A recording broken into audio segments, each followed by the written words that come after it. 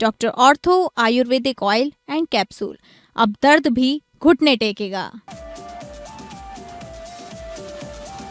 अल्मोड़ा दौरे पर सीएम धामी, राज्य स्तरीय खेत बचाओ अभियान कार्यक्रम में शिरकत की। जंगली जानवरों से खेती बचाने के लिए अल्मोड़ा में 6 करोड़ से फेंसिंग का ऐलान। सीएम धामी ने कहा, खेत बचेंगे तो आत्मनिर्भर बनेगा उत्तराखंड। चंपावत में बेमौसम बारिश ने तोड़ी किसानों की कमर। चंपावत में बारिश की वजह से खेतों में सड़ रहे आलू। कर्ज में डूबे किसानों ने सरकार से मांगी मदद। मसूरी में पर्यटकों की भारी भीड़, सड़कों पर खड़े वाहनों से लग रहा है जाम। पुलिस प्रशासन द्वारा कार्यवाही नहीं करने से स्थानीय लोगों में नाराजगी।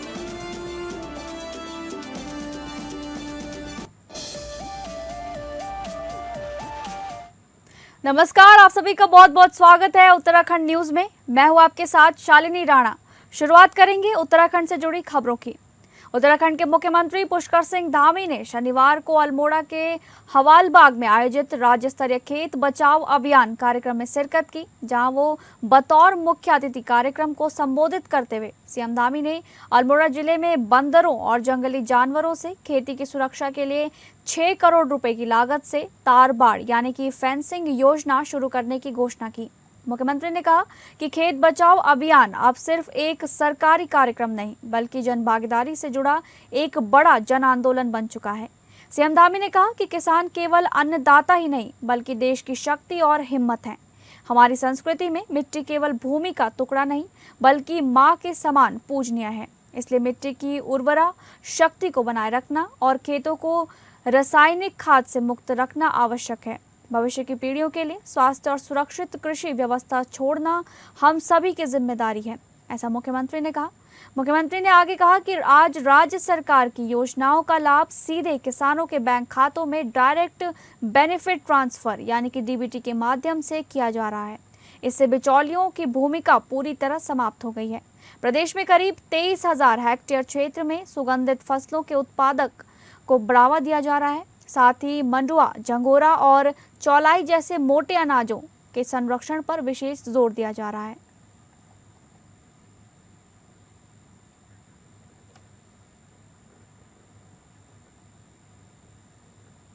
अगली खबर का रुख करेंगे, जहां जनपद चंपावत में लगातार हो रही बेमौसम बारिश ने किसानों की मेहनत पर पानी फेर दिया है। जिले के कई क्षेत्रों में आलू की खेती करने वाले किसान भारी संकट का सामना कर रहे हैं।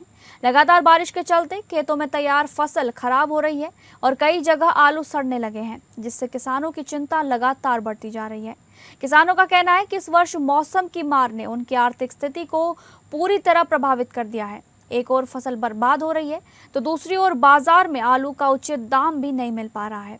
स्थिति ये है कि किसानों के पास आलू को सुरक्षित रखने के लिए कोल्ड स्टोरेज या अन्य उपयुक्त संसाधन भी उपलब्ध नहीं है, जिसके कारण मजबूरी में फसल खराब होने का खतरा बढ़ता जा रहा है।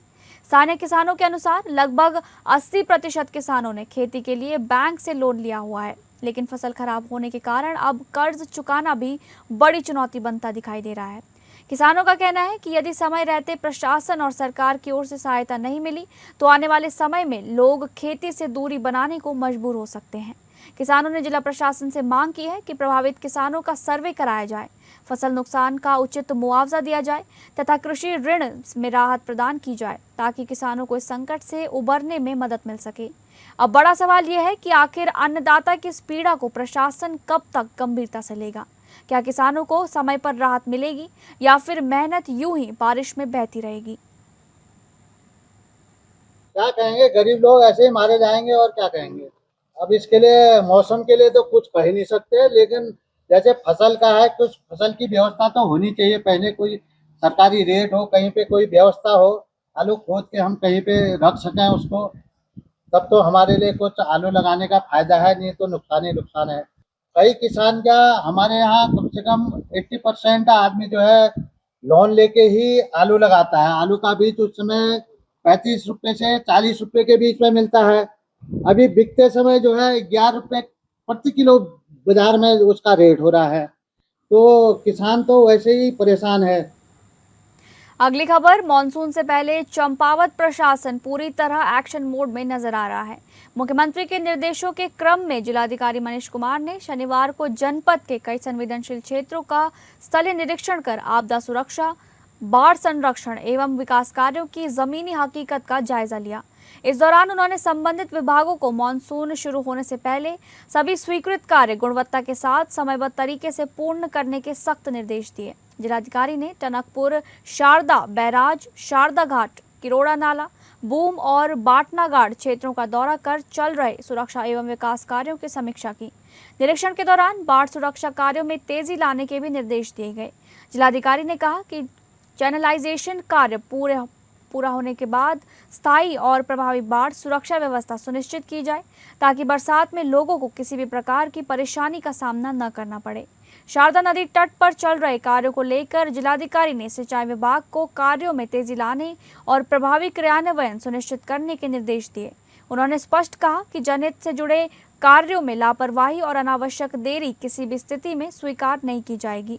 इस दौरान जिलाधिकारी ने शारदा घाट क्षेत्र में परियोजनाओं की जमीनी प्रगति का भी निरीक्षण किया और संबंधित कार्यदायी संस्थाओं को गुणवत्ता मानकों के अनुरूप निर्माण कार्य समय से पूरा करने के निर्देश दिए। तहसील प्रशासन को नियमित निगरानी बनाए रखने को कहा गया है।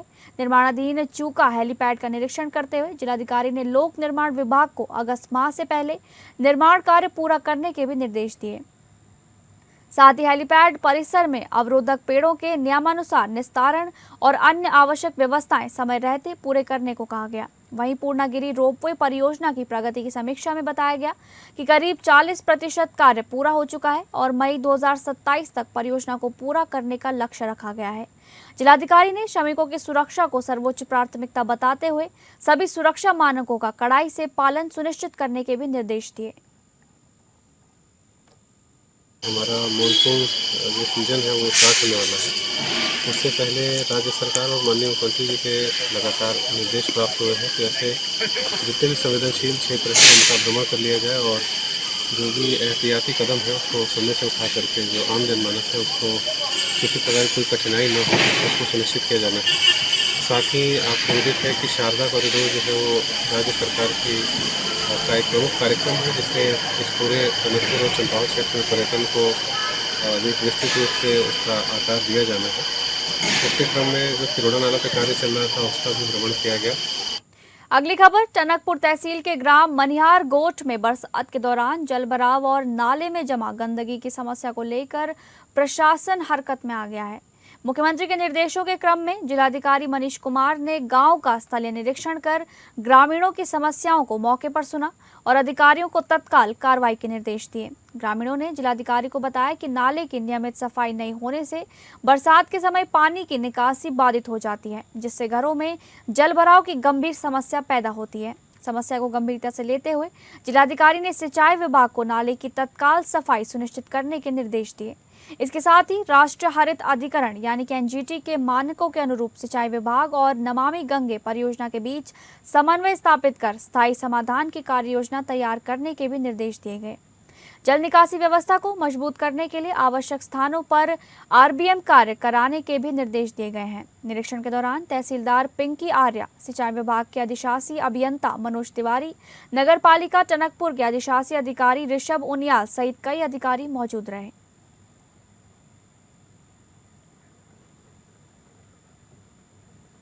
अगली खबर मसूरी से है, जहां पर उप जिलाधिकारी राहुल आनंद के नेतृत्व में आज नगर पालिका परिषद मसूरी लोक निर्माण विभाग के अधिकारियों द्वारा शहर के ऐसे चौराहों का निरीक्षण किया गया जहां पर जाम की स्थिति बनी रहती है और इनके चौड़ीकरण को लेकर स्थल चिन्हित किए गए हैं।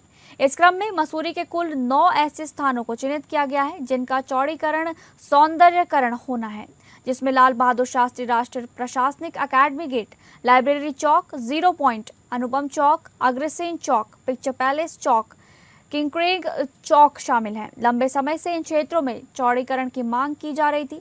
इसके बाद शासन प्रशासन द्वारा आज इस पर कार्यवाही शुरू कर दी गई है। आने वाले समय में इन चौराहों के चौड़ीकरण से जाम की समस्या से काफी हद तक निजात मिल पाएगा। उप जिलाधिकारी राहुल आनंद ने बताया कि मसूरी में 9 स्थानों को चिन्हित किया गया है जिनका चौड़ीकरण किया जाना है। उन्होंने बताया कि सरकारी संकरी रोड होने के कारण अक्सर पर्यटन को स्थानीय लोगों को जाम से जूझना पड़ता था। उच्च अधिकारियों के निर्देश के बाद आज मसूरी के ऐसे स्थानों को चिन्हित किया गया है जिनका सौंदर्यीकरण और चौड़ीकरण किया जाना है।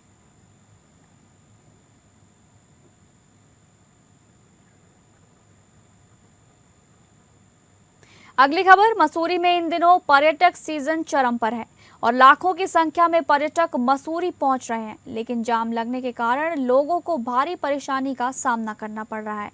सबसे अधिक परेशानी का सामना स्थानीय लोगों को करना पड़ रहा है, क्योंकि वीकेंड में स्थानीय लोग अपने घरों में ही कैद होकर रह जाते हैं। सबसे अधिक दिक्कतें स्कूली छात्र छात्राओं को हो रही है, क्योंकि शहर का कोई ऐसा क्षेत्र नहीं है जहां पर जाम की स्थिति पैदा ना होती हो।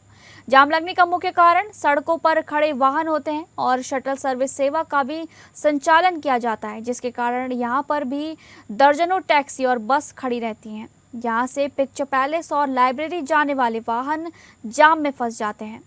पुलिस प्रशासन द्वारा उनके खिलाफ अब तक कोई कार्रवाई नहीं की गई है, जिससे लोगों में रोष व्याप्त है। स्थानीय लोगों का कहना है कि यहाँ पर सड़क के दोनों ओर ट्रैक्टर खड़े कर दिए जाते हैं, जहां से छोटे वाहनों को निकलने में परेशानी होती है और अक्सर यहां पर जाम लग जाता है, लेकिन संबंधित विभाग इनके ऊपर अब तक कोई कार्रवाई नहीं कर पाई है। टैक्सी स्टैंड के प्रधान सुमित ने ये बताया कि ट्रक अनलोडिंग और लोडिंग का काम किया जाता है, जिसके कारण लगातार जाम लगता रहता है। उन्होंने प्रशासन से मांग की कि उनके खिलाफ सबसे सख्त कार्रवाई की जाए।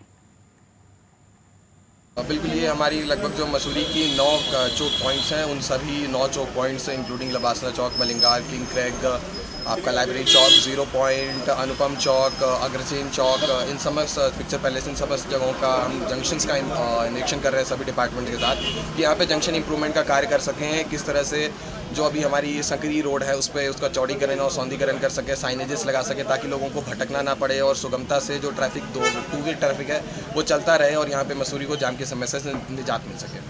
सर, कल एक बैठक भी हुई थी सर देहरादून में। जी बिल्कुल, एक रिट पिटीशन फाइल हुई माननीय उच्च न्यायालय में। उसी क्रम में गृह सचिव महोदय द्वारा ये मीटिंग कॉल की गई थी, जिसमें तमाम विभाग एवं डीएम से सभी द्वारा प्रतिभाग किया कि उनके द्वारा यही निर्देश है कि मसूरी के लिए हमें एक प्लान वर्कआउट करना पड़ेगा, जिससे कि मसूरी में जो इलीगल पार्किंग्स है, पार्किंग्स भी ज़्यादा बनाया जाए और पार्किंग्स को रोका जाए और ट्रैफिक प्लान एक ऐसा बनाया जाए जिससे कंजेशन भी कम हो और लोगों के लिए सरल हो सके आना जाना। अगली खबर काशीपुर से है, जहां पर 17 वर्षीय मुरसलीन की संदिग्ध मौत के मामले में उत्तराखंड हाईकोर्ट के आदेश पर प्रशासन ने कब्र से शव निकालकर दोबारा पोस्टमार्टम के लिए शव को भेज दिया है। नई बस्ती कटोरा ताल निवासी मुरसलीन का शव 17 मई को घर की तीसरी मंजिल पर फंदे से लटका मिला था। प्रारंभिक पोस्टमार्टम के बाद पुलिस ने शव परिजनों को सौंप दिया था और उसे दफना दिया गया था। मृतक के पिता इमरान अली ने बेटे की हत्या की आशंका जताते हुए हाईकोर्ट में याचिका दायर की। उनका आरोप है कि बेटे के सिर पर चोट के निशान, कमरे में मिला खून और खून से सनी चादर आत्महत्या की कहानी पर सवाल खड़े करते हैं। परिजनों का दावा है कि मुरसलीन का एक युवती से प्रेम प्रसंग था, जिसके चलते उसे पहले भी धमकियां मिली थी। हाईकोर्ट ने प्रस्तुत साक्ष्यों और तस्वीरों का संज्ञान लेते हुए दोबारा पोस्टमार्टम के आदेश दिए। शुक्रवार को फॉरेंसिक टीम, मेडिकल अधिकारियों, राजस्व विभाग और पुलिस की मौजूदगी में शव को कब्र से बाहर निकाला गया। उप जिलाधिकारी अभय प्रताप सिंह ने बताया कि पूरी कार्रवाई निर्धारित प्रोटोकॉल के तहत परिजनों की उपस्थिति में कराई गई। इसमें मैं बताना चाहूँगा कि ऑनरेबल हाई कोर्ट के डायरेक्शन के बाद जो है एक बॉडी जो पहले दफना दी गई थी उसको बाहर निकाला जा रहा है और बाहर निकालते समय जो प्रोटोकॉल्स होते हैं उसका अनुपालन किया जा रहा है। यहाँ पे फॉरेंसिक की टीम, हमारे मेडिकल ऑफिसर्स, हमारे रेवेन्यू विभाग की टीम, हमारे जो पुलिस की टीम है, ये सारे लोग उपस्थित हैं और जो परिजन हैं उनकी उपस्थिति में जो है ये सारी कार्रवाई की जा रही है। इसमें जो बेसिक प्रोटोकॉल्स हैं वो सारे फॉलो किए जाते हैं। जैसे जो बॉडी जिस रिलीजन से वो कनेक्टेड रहती है तो उसके जो रिलीजियस राइट्स हैं उसको भी देखना होता है और जो हमारी अलग अलग धाराओं में जो उसमें है कि हमें जिन चीज़ों का अनुपालन करना होता है डायरेक्शंस का, वो सारी चीज़ों का अनुपालन करते हुए इस पूरी कार्रवाई की जा रही है। ये सारी कार्रवाई जो है ऑनरेबल हाई कोर्ट के डायरेक्शन के अनुसार की। जनपद चंपावत में विशेष गहन पुनरीक्षण यानी कि SIR 2026 को लेकर जिला प्रशासन पूरी तरह एक्शन मोड में नजर आ रहा है, जिलाधिकारी एवं जिला निर्वाचन अधिकारी मनीष कुमार ने साफ संदेश दिया है कि कोई भी पात्र मतदाता छूटना नहीं चाहिए और किसी भी स्तर की लापरवाही बर्दाश्त नहीं होगी। जिला कार्यालय सभागार में आयोजित महत्वपूर्ण प्रशिक्षण कार्यक्रम में अधिकारियों को निर्देश देते हुए जिलाधिकारी ने कहा कि 8 जून से 7 जुलाई 2026 तक बीएलओ घर घर जाकर मतदाताओं का सत्यापन करेंगे। इस दौरान गणना प्रपत्र का वितरण और संग्रह भी किया जाएगा। खास बात यह है कि हर परिवार तक पहुंच सुनिश्चित करने के लिए बीएलओ कम से कम 3 बार भ्रमण करेंगे। मतदाता सूची को शुद्ध और त्रुटि रहित बनाने के लिए मृतक, स्थानांतरित, अपात्र और डुप्लीकेट नाम हटाए जाएंगे, जबकि 1 जनवरी 2026 तक 18 वर्ष पूरे करने वाले नए मतदाताओं के नाम जोड़े जाएंगे। 14 जुलाई को प्रारूप मतदाता सूची होगी जारी, जबकि 14 जुलाई से 13 अगस्त तक दावे और आपत्तियां दर्ज कराई जा सकेंगी। ऑनलाइन और ऑफलाइन दोनों माध्यमों से आवेदन स्वीकार किए जाएंगे और इसके बाद 15 सितंबर 2026 को अंतिम मतदाता सूची प्रकाशित की जाएगी। जिलाधिकारी ने अधिकारियों को सख्त निर्देश देते हुए कहा कि निर्धारित समय सीमा में कार्य पूरा हो और किसी भी प्रकार की शिथिलता मिलने पर कठोर कार्रवाई की जाएगी। जैसा आप विदित हैं, अभी स्पेशल इंटेंसिव रिवीजन का जो कार्यक्रम है वो 8 तारीख से प्रारंभ होने जा रहा है। तो उसी क्रम में आज हमारे जितने भी EROs थे उन सभी को यहाँ पे, और नोडल्स सभी को यहाँ पर बुला करके जो बारीकियाँ हैं, जो दिशा निर्देश हैं, जो गाइडलाइंस हैं, उन सभी के संबंध में एक प्रशिक्षण जो है जनपद स्तर पर किया गया है। इसके अतिरिक्त जो प्रश्न थे, जो शंकाएँ थीं, उनको भी जो हमारे मास्टर ट्रेनर्स हैं उनके द्वारा इसको दूर किया गया है। और इसका कुल आशय यही है कि जो हमारा SIR हो वो समय से हो और जो हमारे माननीय चुनाव आयोग के जो दिशा निर्देश हैं उसके अनुपालन में और वही प्रावधानों के अंतर्गत इसको पूर्ण किया जाए, किसी प्रकार की कोई तकनीकी समस्या ना रहे। अगली खबर, विश्व पर्यावरण दिवस के अवसर पर चंपावत जनपद के बाराकोट क्षेत्र से एक प्रेरणादायक पहल सामने आई। फरतोला जिला पंचायत क्षेत्र के जिला पंचायत सदस्य योगेश जोशी, जिनका योगी कहा जाता है, पर्यावरण संरक्षण की मिसाल बनते नजर आ रहे हैं। योगेश जोशी अब तक 1000 से अधिक पौधों का रोपण कर चुके हैं और खास बात यह है कि वे जन्मदिन, विवाह समारोह, राष्ट्र पर्व और अन्य विशेष अवसरों को वृक्षारोपण से जोड़कर समाज को प्रकृति संरक्षण का संदेश दे रहे हैं। उनकी ये पहल युवाओं और आमजन को भी पर्यावरण बचाने के लिए प्रेरित कर रही है।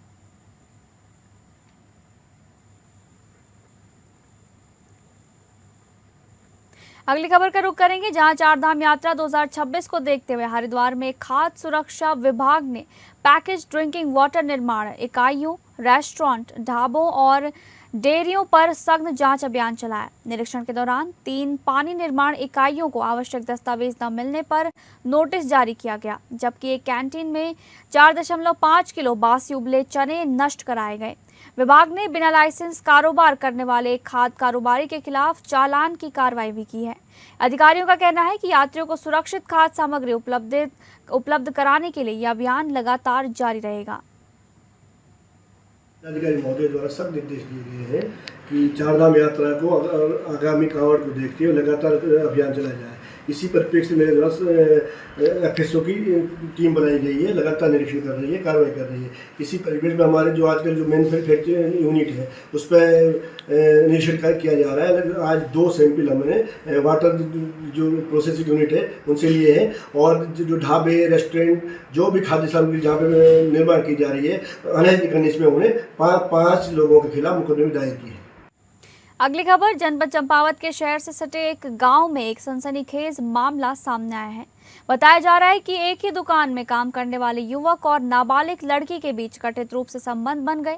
मामला तब सामने आया जब कुछ समय तक पीरियड्स न होने पर लड़की को शक हुआ और उसने स्वयं जांच कराई।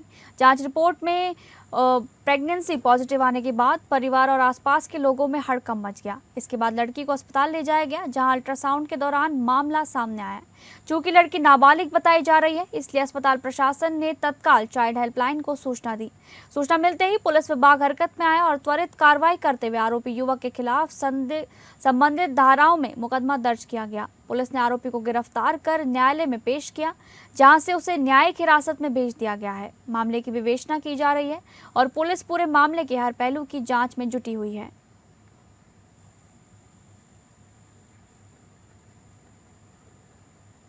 अगली खबर, चर्चित नरेंद्र कुमार मिश्रा हत्याकांड मामले में कोर्ट ने बड़ा फैसला सुनाया है। मामले में मुख्य आरोपी हरीश भट्ट को दोषी करार देते हुए आजीवन कारावास की सजा सुनाई गई है। बताया जा रहा है कि नरेंद्र कुमार मिश्रा की हरीश भट्ट एवं उसके 3 अन्य साथियों द्वारा कथित रूप से चाकू घोंपकर हत्या कर दी गई थी।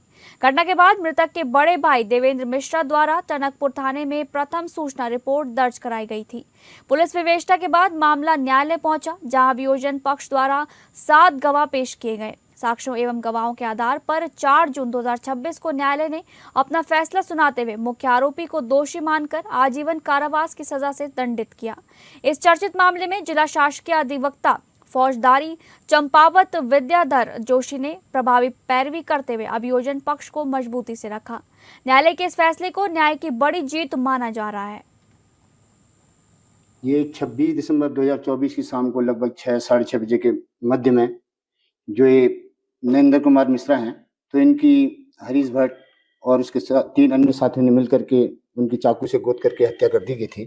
तो जिसकी प्रथम सूचना रिपोर्ट भी उसी दिन 26 दिसंबर 2024 को उनके बड़े भाई के द्वारा कोतवाली टनकपुर में देवेंद्र मिश्रा द्वारा की गई थी, जिसपे विवेचना के उपरांत आरोप पत्र माननीय न्यायालय पे आया और उसके बाद अभियोजन द्वारा उसमें 7 गवाहों को परीक्षित कराने के उपरांत कल दिनांक 4/6/2026 को मामले पे निर्णय आया है। तो जिस निर्णय में हरीश भट्ट को इस मामले का मुख्य आरोपी घोषित करते हुए उसको आजीवन कारावास के दंड से दंडित किया गया है। फिलहाल उत्तराखंड न्यूज में बस इतना ही। नमस्कार।